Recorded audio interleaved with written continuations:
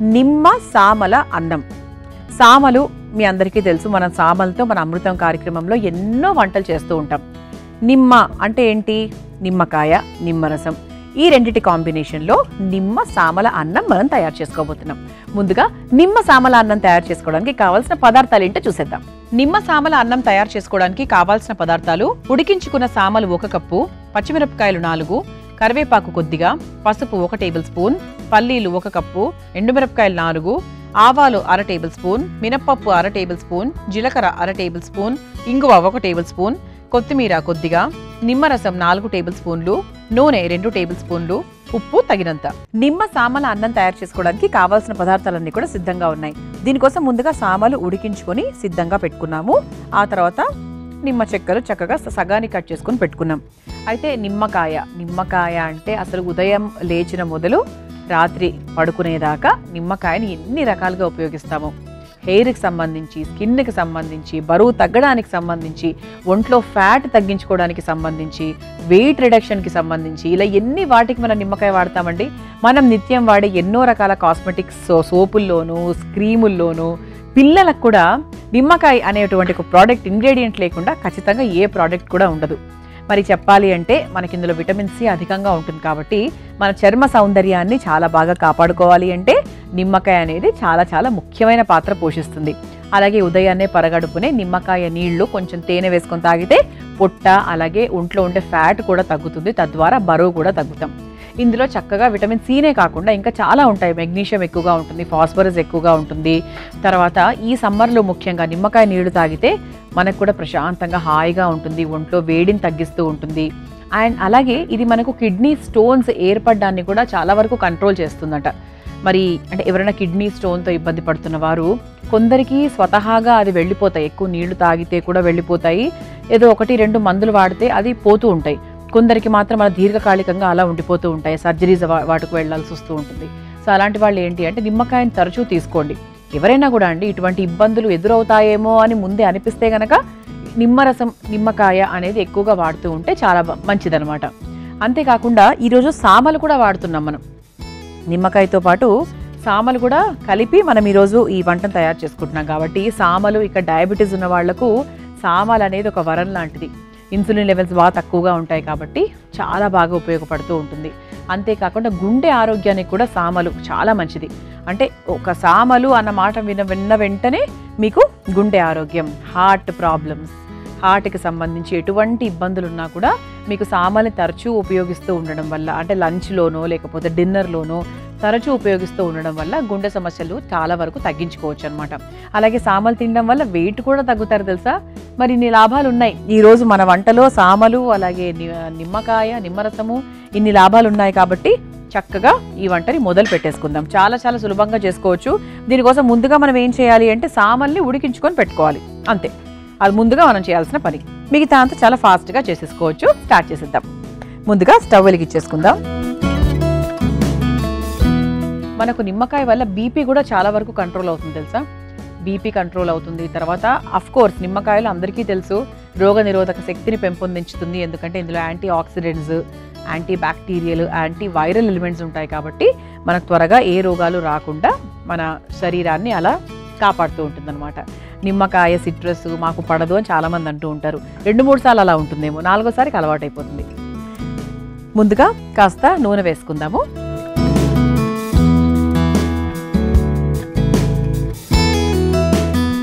నూనె కాస్త వేడైన తర్వాత ఇందులో ముందుగా కాస్త ఆవాలు. ఇది చక్కటి సాంప్రదాయకరమైన వంట అని చెప్తాను. ఇందులో మనకి వేరే పొళ్ళు కానీ గరం మసాలాలు ఇట్లా ఏం వేయట్లేదు. చక్కగా సాత్వికంగా తయారు చేసుకుంటున్నాము. పిల్లలకు పెట్టచ్చు, పెద్దవాళ్లకు హాయిగా కూడా పెట్టచ్చు. హాయిగా తింటారు వాళ్ళు కూడా. ఎందుకంటే ఇక్కడ మనకు షుగర్ ప్రాబ్లం లేదు, బీపీ ప్రాబ్లం లేదు, వెయిట్ ప్రాబ్లం లేదు. ఇన్ని ప్రాబ్లమ్స్ లేనప్పుడు ఇంకెందుకు హాయిగా తినేయచ్చు. ఆవాలు కాస్త చిటపటలాడిన తర్వాత కొంచెం జీలకర్ర వేసుకుందాం.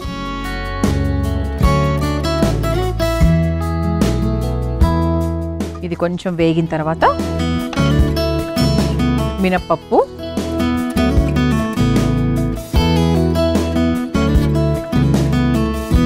అలాగే ఎండుమిరపకాయలు. ఇది ఒకసారి వేయించేసుకుందాం. ఎండుమిరపకాయలు, మినప్పప్పు, పప్పులు కావాలంటే మీరు కాస్త పచ్చిశనగపప్పు అలా కూడా వేసేసుకోవచ్చు. ఇది కాస్త వేగిన తర్వాత కొంచెం పసుపు కూడా వేసుకుందాం.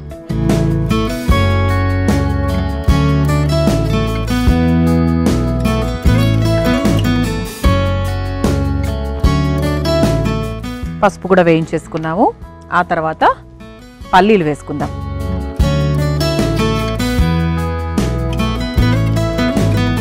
సో ఎంతమందికి ఇంట్లో పల్లీ పట్టి చేసే అలవాటు ఉంది?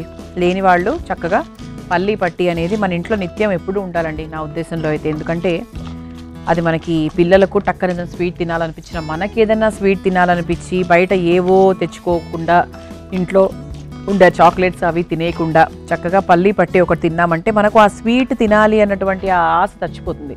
మంచిదే కదా, అందుకే అందరూ పల్లీ పట్టి తయారు చేసుకోండి ఇంట్లోనే. ఆ తర్వాత పచ్చిమిరపకాయలు, కొంచెం ఇంగువ,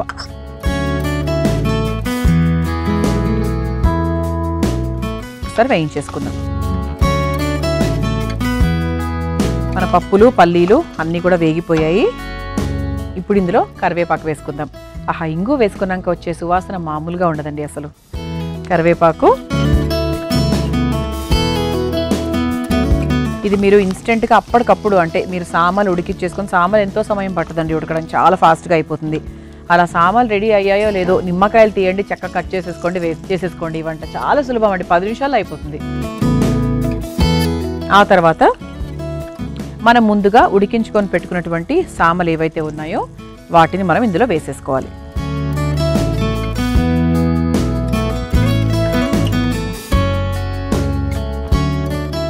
ఇది ఒకసారి బాగా కలిపేసుకుందాం.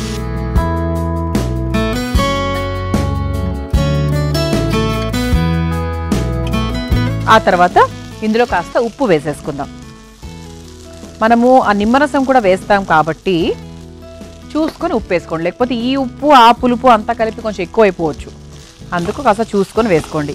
ఇదనే కాదండి, ఏ వంటలో అయినా కూడా మనం మరీ ఎక్కువగా కారాలు ఉప్పులు వేసుకోకపోవడమే మంచిది. ఎప్పుడైనా పర్వాలేదు, అంటే రోజు చేసుకునే వంటల్లో కొంచెం మనకు ఒక మితంగానే ఉప్పు వేసుకుంటేనే బెటర్ అండి. ఎందుకంటే ఇప్పుడు అప్పట్లో అంటే బీపీలు ఒక 55 పైన 60 పైన వచ్చేవి. ఇప్పుడు సిచ్యువేషన్స్ అలా లేవు. అందుకు మనము మొదటి నుంచే జాగ్రత్త పడితే చాలా మంచిదన్నమాట.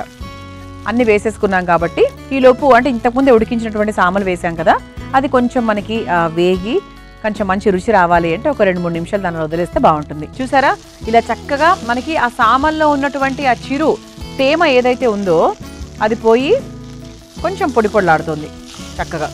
అంటే ఇంతకుముందు నేను వేసినప్పుడు కొంచెం ముద్దగా ఉండింది, కొద్దిగా నీరు ఉండింది. బట్ ఇప్పుడు అది కూడా లేదు, మనకు చక్కగా ఒక 5 నిమిషాల పాటు మగ్గిచ్చేసుకున్నాం కాబట్టి వాటర్ ఏదైతే ఉందో అది పోయింది. ఇప్పుడు మనం ఏం చేద్దామంటే, ఇంతవరకు అసలు మనం నిమ్మ సామల అన్నం, నిమ్మకాయ ఎక్కడ? ఇప్పుడు వస్తుంది నిమ్మకాయ. మనం స్టవ్ కూడా ఆఫ్ చేసేసుకోవచ్చండి.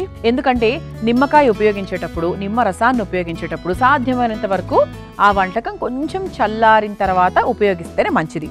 ఎందుకంటే నిమ్మరసం కదా, కొంచెం మనకు ఆ చేదుగా టర్న్ అవ్వకుండా. అన్నిట్లో ఏం అవ్వదు, మళ్ళీ కొన్నిట్లోనే అవుతూ ఉంటుంది.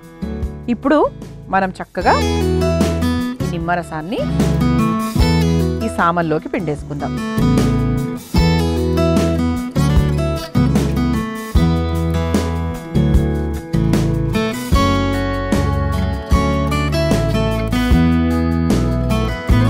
కాస్త కొత్తిమీరను కూడా వేసేసుకుందాం. ఇది కొంచెం, అంటే సాధారణంగా నిమ్మరసం పిండుతాం కదా, స్పెషల్గా ఏంటి అని అనుకోవచ్చు మీరు. అయితే సాధారణంగా నిమ్మరసం పిండితే జస్ట్ ఒకసారి, ఇప్పుడు ఒక చెక్కని మాత్రమే ఉపయోగిస్తాం. కానీ ఇది ప్రత్యేకంగా మనం నిమ్మ అంటే రసం ఉంటుందండి, రసంలో మనం నిమ్మరసం అని చెప్పి వేరే చేస్తూ ఉంటాం కదా. అలాగే ఏంటి అంటే ఇందులో నిమ్మరసం శాతం అనేది కొంచెం ఎక్కువగా వేస్తున్నాం. అందుకు మనం నిమ్మ సామల అన్నం. రొటీన్గా చేసినప్పుడు ఒక చెక్క వాడితే ఇక్కడ మనం 3 చెక్కలు వాడతాం అన్నమాట. ఆ పులుపు రుచి ఇష్టపడే వాళ్లకు ఇది చాలా చాలా బాగా నచ్చుతుంది. ఇక దీన్ని ఒక సర్వింగ్ బౌల్లోకి తీసుకుందాం.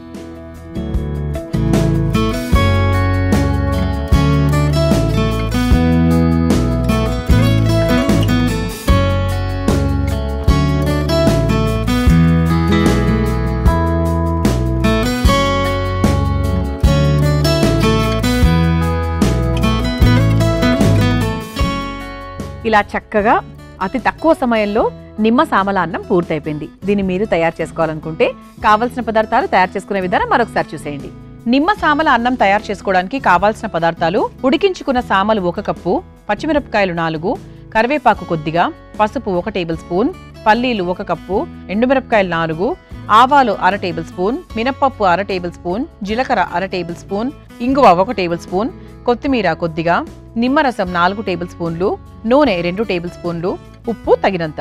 నిమ్మ సామల అన్నం తయారు చేసుకునే విధానం: ముందుగా స్టవ్ వెలిగించి ప్యాన్లో నూనె వేసి వేడైన తర్వాత అందులో ఆవాలు, జీలకర్ర, మినప్పప్పు, ఎండుమిర్చి, కాస్త పసుపు, పల్లీలు, పచ్చిమిర్చి, కొంచెం ఇంగువ, కరివేపాకు వేసి వేయించుకున్న తర్వాత అందులో ఉడికించుకున్న సామలు, సరిపడా ఉప్పు, కాస్త నిమ్మరసం, చివరిగా కొత్తిమీరను వేసి బాగా కలిపి ఒక సర్వింగ్ బౌల్లోకి తీసుకుని సర్వ్ చేసుకుంటే నిమ్మ సామల అన్నం రెడీ.